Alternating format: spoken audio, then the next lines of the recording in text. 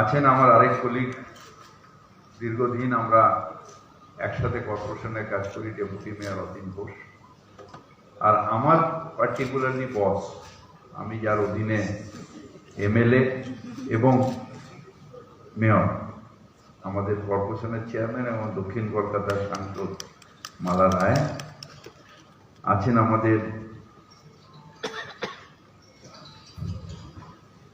আমাদের কামরাজ চক্রবর্তী সাহেব আছেন, আমাদের চঞ্চল গুহ সাহেব আছেন, যোগরাজ তামাং সাহেব আছেন, স্বপন মুখার্জি সাহেব আছেন, আমাদের তপন মুখার্জি সাহেব আছেন, আমাদের সিএমএইচও সাহেব আছেন, আপনারা সকলে এখানে আছেন। একটা আক্ষেপ হলো,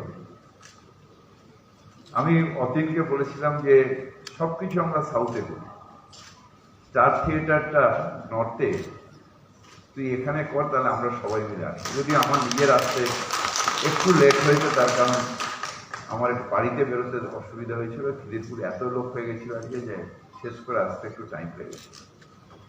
অতীনের মতন রোজ তো কনস্টিটিউন্সি একদিন যাই ভিড় হয়ে গেছে। তো যাই হোক, কিন্তু আরো বেশি জনপ্রতিনিধি তাদের আসা উচিত ছিল, তার কারণ এই ক্যাম্পটা অত্যন্ত ইম্পর্টেন্ট ক্যাম্প। এই ক্যাম্পটায় আমরা যারা জনপ্রতিনিধি, তাদের বেশিরভাগই করণীয়টা কিন্তু তাদের।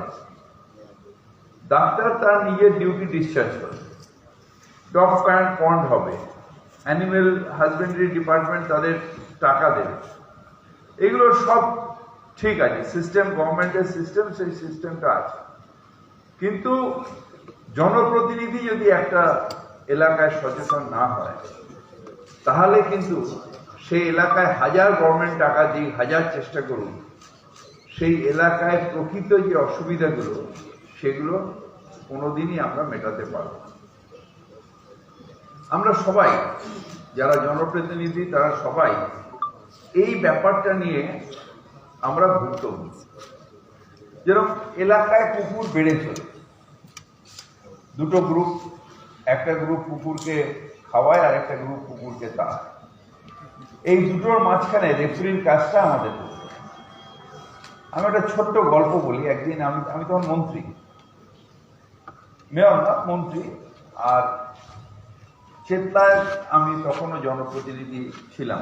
পরে আমি রেজিগনেশন দিয়েছিলাম মন্ত্রী দায়িত্ব, তারপর আবার আমি একদিন ভোর 5টার সময় চেতলা পার্ক থেকে মর্নিং ওয়াকাররা ভোর 5টা তখন ডাকছে, ববি ববি ববি, অনেক লোক এসছে, চলো একবার দেখি। যে যেটা তরুণদা বললেন যে পুরো চেতলা পার্কের কুকুরগুলো, চেতলা পার্কের যে মর্নিং ওয়াকের জায়গা, সেখানে বিভিন্ন জায়গায় মল ত্যাগ করে রয়েছে। আমি কি করি, এখন ওই সেই ওয়ার্কার পাওয়া যায় না। একটা ছেলেকে পকেট থেকে 100 টাকা বার করে দিলাম, একটা প্লাস্টিক দিলাম, তুলে নিয়ে ঢুকিয়ে সেটাকে তুই ডাস্টবিনে ফেলে দে আর পরিষ্কার করে দে। একদিন দুদিন 100 টাকা দিই, কতদিন দেবো? তারপরে এই চেতলা পার্কে এই কুকুরগুলো আসছে কি করে? বললো দুটো মেয়ে আছে, তারা এখানে খাবার দেয়, সেই জন্য কুকুরগুলো এই পার্কের মধ্যেই থাকে। আমি মেয়ে দুটোকে ডাকলাম, ডেকে বললাম, বাবা উল্টো দিকে একটা ভাঙা গোডাউন আছে, তুমি খাবারটা ওর ভেতরে দাও, পার্কের মধ্যে দিও না, ওই ওখানটা। আরে 2-4টে ছেলেকে বললাম কুকুরগুলো আসতে তাই দিই, তাহলে গোডাউনের ওখানে কুকুরগুলো চলে যাবে, ওখানেই খাবে, ওখানেই থাকবে। তো সেই অনুযায়ী মেয়েগুলো অনিচ্ছাকৃত ঘ্যাঁচ ঘ্যাঁচ করতে করতে ওখানে খাবার দিল। 8-10 দিন বাদে আবার ভোরবেলা দেখি একজন ডাকছে খুব সুন্দর গলায়। আমি তাকালাম, প্রথমে আমার যেহেতু অন্য মহিলা গলা, আমার স্ত্রী আগে বেরিয়ে গেল। তারপরে বললো যে দেবশ্রী রায়। গেলাম, বলে ববি নিচে নিয়ে গেল আমাকে চেতলা পার্কে। বললো তুমি ওদের খাবার দিতে মানা করেছো, ওদের অর্গানাইজেশনে। বললাম যে হ্যাঁ, আমাকে খাবার দিতে মানা করেন, এই উল্টো দিকে গোডাউন ভাঙা পড়ে আছে, ওইখানটা দিতে বলেছি, পার্কে যাতে না। বলে না, আমরা হলাম এনক্রোচার, মানুষ এনক্রোচার, আর ওরা হচ্ছে ন্যাচারাল হ্যাবিটাইটস। ওদের অধিকারটা পার্কের মধ্যে বেশি, আমাদের অধিকারটা কম। তাই ওদের তুমি পার্কের থেকে তাড়াতে পারবে না, দরকার হলে মর্নিং ওয়াকারদের বলবো অন্য জায়গায় মর্নিং ওয়াক করতে, ওইখানে জনপ্রতিনিধির অসুবিধা, আমি চুল ধরে মাথা ধরে বসে করি, কি করি কি করি। আর তখন দেবশ্রী রায়ের আমাদের এমএলএ ওজন অতটা শোভনের খুব ক্লোজ, ওজন কি করি। তারপরে যা হোক একটা ব্যবস্থা করে ওইখানটাই একটা ভালো করে বানিয়ে দিয়ে একটা জায়গায় যাতে কুকুরগুলো এসে খেতে পারে ব্যবস্থা করে করা। জনপ্রতিনিধি হিসেবে এই সমস্যাটা আপনাদের রোজ ফেস করতে হবে, যে একদিকে নিশ্চিতভাবে আমাদের পশু সংরক্ষণ আইনে আমরা কুকুরকে মারতে পারি না, তাড়াতে পারি না, তাদের অধিকার আছে। আবার আরেকদিকে ব্যালেন্সিং ফ্যাক্টর করে মানুষের যে সমস্যাগুলো হচ্ছে সেগুলোকে আমাদের করতে হবে। যেন ভ্যাকসিনেশন, কুকুরের ভ্যাকসিনেশন যেই পাড়ায় আসবে, একটা অদ্ভুত কিছু দল লোক আছে, তারা এসে বলবে আমার ভুলোকে নিয়ে গেল, আমার কলিকে নিয়ে গেল, আমার একে নিয়ে গেল, একটা বড় রেজিস্ট্যান্স আপনার বাড়ির সামনে আপনাকে ঘেরাও করবে। আবার তাদের বুঝিয়ে যে না, এই আপনার ভুলো আর কলিকে আমি গ্যারেন্টি নিচ্ছি, আপনাকে এরা কিছুদিনের 2 দিন 3 দিন বাদে ভ্যাকসিনেশন হয়ে গেলে আপনার কোলেই দিয়ে যাবে, এই গ্যারেন্টিটা এবং এটা নিতে হবে, নাহলে কিন্তু ভোটটা এগেন্সট করে যাবে। সুতরাং এই যে জনপ্রতিনিধির এই যে কাজগুলো, এটা খুব ইজি কাজ না। এই কাজগুলো ব্যালেন্সিং করে মানুষকে বোঝানো, তারপরে ডিপার্টমেন্টকে দেখা তারা ঠিক মতন কাজ করছে কিনা। ডগ পন্ডে সত্যি যদি কুকুর এক্সচেঞ্জ হয়ে গেলে তখন তো আপনার বিপদে পড়ে যাবে, কারণ গ্যারেন্টার তো আপনি। ডগ পন্ড দিয়ে ধরুন শ্যামবাজারের কুকুর টালিগঞ্জে চলে গেল, টালিগঞ্জের কুকুর শ্যামবাজারে চলে গেল, অদিনকে মার্ডার করে দেবে। সেইগুলোকে দেখে নিয়ে তাদের সাথে যোগাযোগ রেখে কোনটা ভুলো, কোনটা লতি, কোনটা সেইটা করে নিয়ে সেইটাকেই তৈরি করা, এটা একটা টাফ কাজ, যেটা করতে হয়। মানে এটা আমার হাসি লাগছে, কিন্তু যখন পাড়ায় আপনি ফেস করবেন তখন কিন্তু এটা একটা কাজ। এবং যে ভালোবাসে কুকুরকে, সে নিজের সন্তানের মতন ভালোবাসে। আমরা কুকুর বলছি, কিন্তু তারা কিন্তু কুকুরও বলে না, তারা তাকে নাম ধরে ডাকে, বাবু বলে ডাকে, তাকে সন্তানের মতন এফেকশন। সুতরাং তার সেন্টিমেন্টাল ভ্যালুটাও কিন্তু বিরাট সেই কুকুরটার ক্ষেত্রে।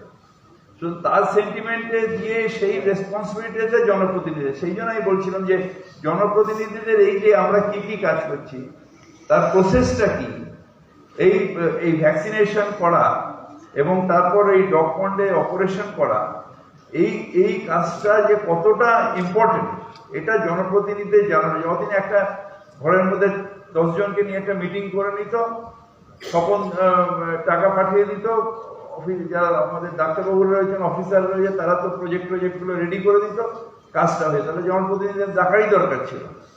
কিন্তু জনপ্রতিনিধিদের ডাকা হয় এই কারণে যে এটার ইম্পর্টেন্সিটা এবং তাদের রোল অফ এ কাউন্সিলর ওয়ার্ডে। যেরকম কত মানুষ আপনার হেলথ সেন্টারে যাচ্ছে, কত মানুষকে তারা সার্ভিস দিচ্ছে কিনা। অনেক এখন তো সব ইয়াং ভালো ভালো ডাক্তাররা এসছে, তারা কত মানুষকে সার্ভিস দিচ্ছে, ওষুধ কি আছে, অতীন যে ওষুধের লিস্ট দেয় সেই ওষুধগুলো পাওয়া যাচ্ছে কিনা। এটার উপরে একটা এলাকায় প্রাইমারি হেলথ সার্ভিসটা যেরকম একটা খুব ইম্পর্টেন্ট। প্রাইমারি হেলথ সার্ভিসটা আপনার এলাকায় মানুষ সুস্থ থাকলে এলাকায় অর্ধেক প্রবলেম থাকবে না। সেটা প্রাইমারি হেলথটা একটা ভীষণ ইম্পর্টেন্ট জিনিস। এটা আগে আমিও জানতাম না। যখন আমি ছিলাম, আমি ওই চেতলা হেলথ সেন্টারে কোনোদিন ঢুকিনি। অতীন ঘোষ যখন থেকে নিল দায়িত্বটা, আমি ওর সাথে MMIC ছিলাম, ও হেলথে ছিল, আমি রোড ইঞ্জিনিয়ারিং ছিলাম, তখন থেকে ইম্পর্টেন্সিটা বুঝতে পারলাম যে হেলথ সার্ভিসটা, প্রাইমারি হেলথ সার্ভিসটা কতটা ইম্পর্টেন্ট এবং সেইটা করতে গেলে কি এফোর্ট দিতে হয়। সেইটা কিন্তু 2010-এর পরে ওটা খুব সিনসিয়ারলি এবং রিলিজিয়াসলি এই কাজটা করেছে, যে জন্য আজকে খুব গর্ব করে আমরা বলতে পারি যে ভারতবর্ষের যতগুলো মিউনিসিপ্যালিটি আছে তার মধ্যে সবথেকে বেস্ট মিউনিসিপ্যাল হেলথ সার্ভিসটা কলকাতা কর্পোরেশন, এটা অস্বীকার করে। এবং শুধু ভারতবর্ষে না, আমাদের পাশের বাংলাদেশ থেকে একবার দুবার না বারবার করে এসে কলকাতায় প্রাইমারি হেলথ সার্ভিস, তারপরে আমাদের এই যে ডেঙ্গু টেঙ্গুকে করে কি বলে ভেক্টর কন্ট্রোল, এইগুলো ট্রেনিং নেওয়ার জন্য ওরা কিন্তু বারবার করে এসছে। বাংলাদেশ থেকে এসছে, উড়িষ্যার থেকে এসছে, দিল্লির থেকে এসছে, বিভিন্ন জায়গা থেকে তারা এসে এখান থেকে যে কিভাবে আমরা কাজ করি, কিভাবে করি, এটা তো এটাও জনপ্রতিনিধিদের একটা কিন্তু বড় জায়গা।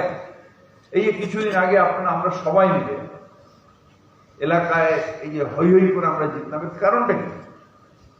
ভ্যাকসিনেশনের একটা বড় অংশ নিশ্চিতভাবে মমতা ব্যানার্জি আমাদের এই সাহায্যটা করেছেন। ম্যাক্সিমাম ভ্যাকসিনটা যে তখন এত ক্রাইসিস ছিল, তার মধ্যে কলকাতার অ্যালটমেন্টটা সব থেকে বেশি করেছে, যে জন্য কলকাতার পাশের লোকেরাও